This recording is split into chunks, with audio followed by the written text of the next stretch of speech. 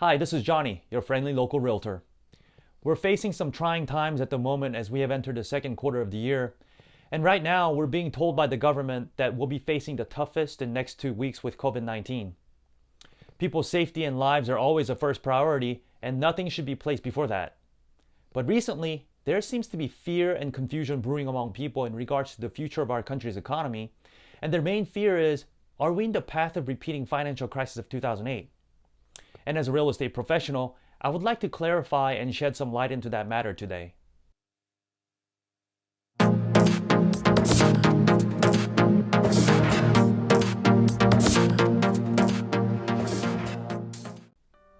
When we think of recession, we automatically think of 2008. It's because it's still fresh in our memories, and it was a relatively recent event for most of us. But fortunately, what we're going through now is nothing like 2008. Actually, if you really want to compare now to anything, you should compare it to 9/11. Both COVID-19 and 9/11 shock has created fear and anxiety in general public. People avoided crowds then to avoid another attack, acting the same way now to avoid getting sick. And same part of the economy is being affected then as now, like airlines, leisure hospitality, restaurants, entertainment, all these discretionary spending that consumers have. What I'm trying to say is that what we're going through right now, like 9/11, is an event crisis or event cycle. It's not a crash in our financial systems. One of the reasons why 2008 financial crisis was so devastating, aside from bad lending choices, was because back then we were pulling equity out of our houses like as if there's no tomorrow. We were actually using our homes like ATMs.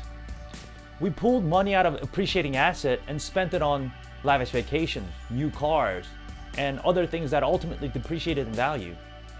We actually took out over a 3-year period $824 billion in home equity. Right now, in the last 3-year period, we've only took out $232 billion.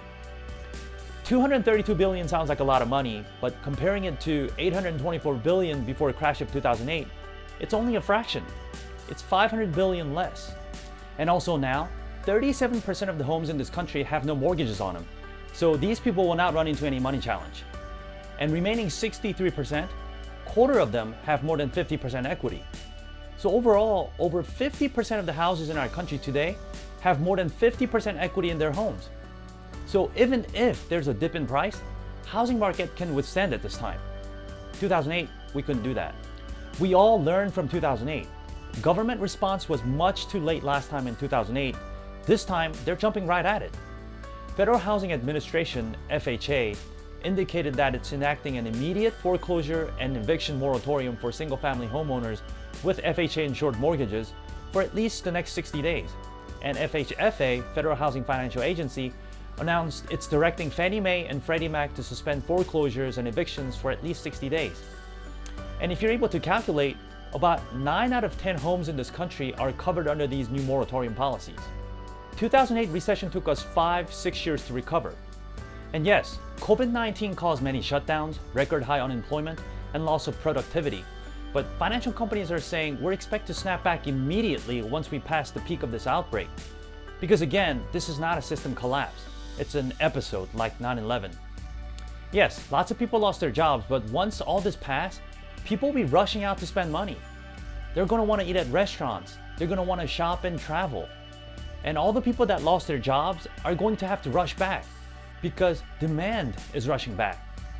Here's what Wells Fargo said in quote unquote, "We don't expect to repeat severe recession of 2008 and 2009 because the virus and oil shocks are not endemic to the financial systems, but are rather external. Once the virus infection rate peaks, we expect recovery to gain momentum into the final quarter of the year and especially into 2021. We started out with good economy. We started out with the rising wages and lower downturn of interest rates. We were seeing payment as a percentage of income where the historical norm is 21.2%, but we were at 14.8%.